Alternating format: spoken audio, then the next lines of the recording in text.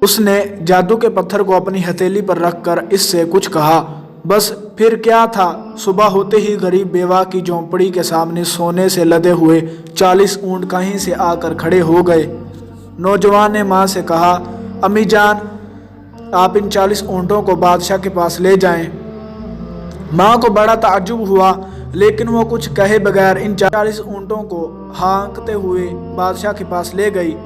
بادشاہ کو بھی بہت تعجب ہوا، لیکن اس نے فوراً ہی ایک اور حکم صادر کر دیا۔ اس نے عورت سے کہا، اپنے بیٹے سے جا کر کہنا کہ وہ اپنی دلہن کے لیے ایک محل بنوائے جو سارے کا سارا خالی سونے کا ہو، تب ہی شادی کی بات ہو سکتی ہے۔ ماں اور زیادہ اداس ہو گئی اور گھر جا کر بادشاہ کی نئی فرمائش اپنے بیٹے کو سنائی۔ نوجوان نے ماں کی باتیں چپ چاپ سن لیں اور پھر اس سے کہا، امی جان، آپ فکر نہ کیجیے، خالی سونے کا محل بھی بن جائے گا۔ صبح سویرے دریا کے کنارے ایک عالیشان محل کھڑا ہو گیا جو سارے کا سارا خالی سونے کا تھا۔ ایسا محل اس وقت تک کسی نے نہیں دیکھا تھا۔ ماں نے بادشاہ کے پاس جا کر کہا، بادشاہ عالم، لیجئے محل تیار ہے، ذرا باہر چل کر اس کو دیکھیے۔ بادشاہ اپنے وزیروں کے ساتھ باہر آیا اور محل دیکھ کر ہکا بکا رہ گیا۔ اب تو اس کو ٹال مٹول کرنے کی کوئی صورت نظر نہ آئی اور اس نے غریب نوجوان سے اپنی بیٹی کی شادی کر دی۔ بادشاہ کے محل میں ایک چڑیل رہتی تھی۔ اس نے راز معلوم کرنے کا عہد کیا کہ ایک غریب نے راتوں رات ایسا عالی شان محل کیسے بنوا لیا، وہ بھی سونے کا۔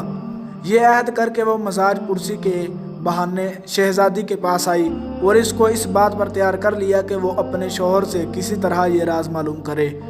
چنانچہ اپنی بیوی کے اصرار پر نوجوان نے بتایا، میرے پاس جادو کا ایک پتھر ہے، اس کی مدد سے جو کچھ چاہوں حاصل کر سکتا ہوں۔ تم اس جادو کے پتھر کو کہاں رکھتے ہو؟ بیوی نے پوچھا۔ میں اس کو اپنے منہ میں زبان کے نیچے رکھتا ہوں، نوجوان نے جواب دیا۔ اگلے ہی دن شہزادی نے یہ سب باتیں چڑیل کو بتا دی۔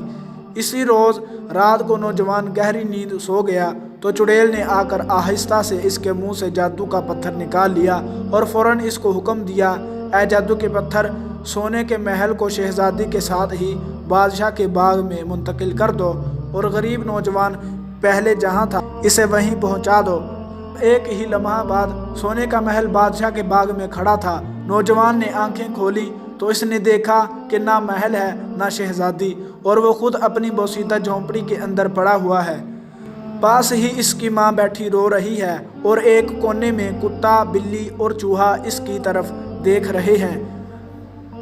ہائے میری بدقسمتی، نوجوان مایوس ہو کر کہہ اٹھا، جادو کا پتھر گم ہو گیا ہے، اب میں کیا کروں؟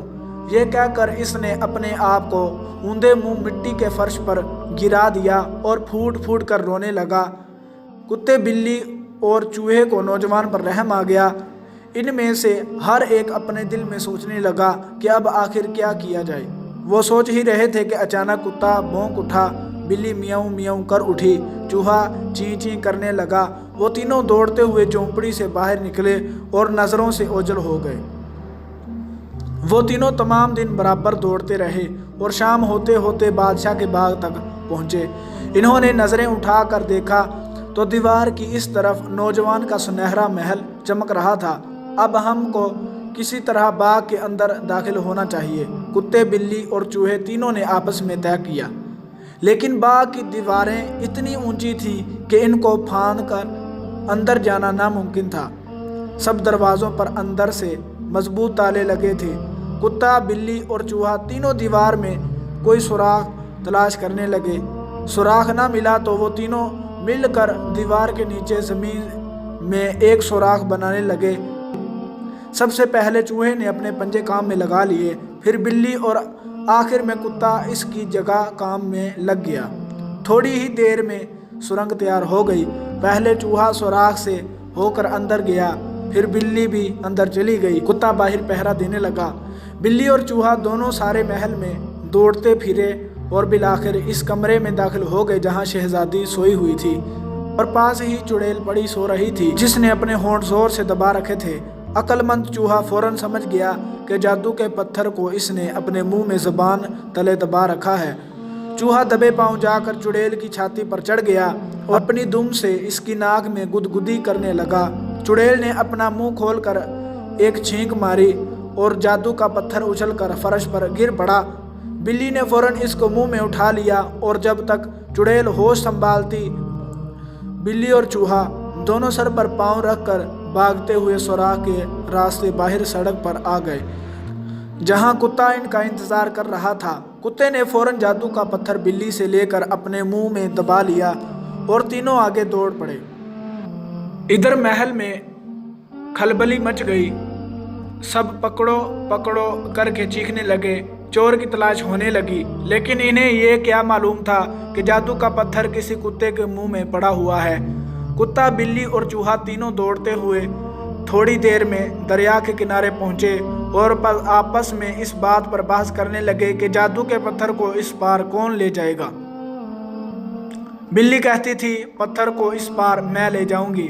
कुत्ता कहता था, नहीं, तुम्हें तो तैरना ही नहीं आता, कहीं इसको लिए डूब ही ना जाओ।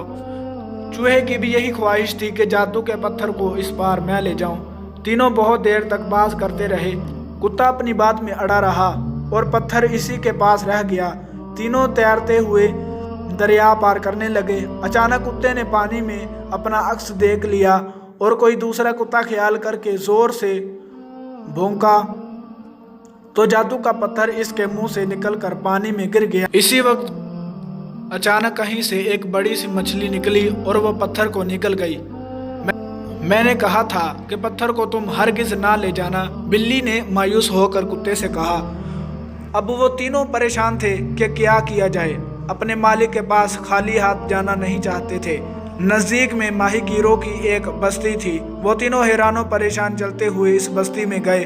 तीनों को बहुत भूख लगी हुई थी। खुशकिस्मती से एक मछेरे ने एक बड़ी मछली पकड़ ली थी। इसने मछली को काट कर इसकी आंतें फेंक दी। कुत्ता, बिल्ली और चूहा तीनों आंतों को खाने लगे।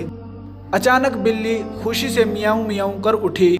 मालूम हुआ कि मछली की आंतों में इसको अचानक कोई चमकीला पत्थर मिल गया है।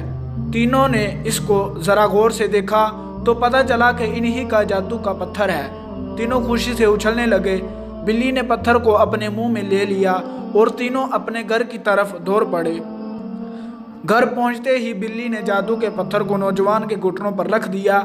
नौजवान इसको देखकर खुशी से फूला न समाया और इसने कुत्ते, बिल्ली और चूहे तीनों से कहा, तुम लोगों का एहसान मैं जीते जी नहीं भूलूंगा और हम जीते जी तुम्हारी खिदमत करने को तैयार हैं, क्योंकि कभी तुम ही ने हमारी जानें बचाई थी।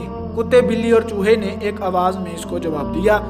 नौजवान ने जोश में आकर कहा, अभी मैं पत्थर को हुक्म देता हूँ, वो सोने का महल फिर से आ जाएगा। माँ ने बेटे को रोकते हुए कहा, रहने दो बेटे, सोने के महल की हमें कोई ज़रूरत नहीं। तब नौजवान ने जादू के पत्थर से कहा, महल को मिटा दो। तो बस फिर क्या था, ना महल रहा, ना चुड़ैल और ना ही बादशाह और इसकी बेटी रही। इन सब का नामो निशान मिट गया। लोग कहते हैं कि इसके बाद नौजवान ने एक माली की बेटी से शादी कर ली और वो लोग बड़े सुख और आराम से जिंदगी बसर करने लगे। तो दोस्तों, उम्मीद है आपको वीडियो पसंद आई होगी। अगर पसंद आई है तो इसे लाइक करें, शेयर करें और हमारे चैनल को सब्सक्राइब करें। मिलते हैं किसी अगली वीडियो में, तब तक के लिए अल्लाह हाफिज़।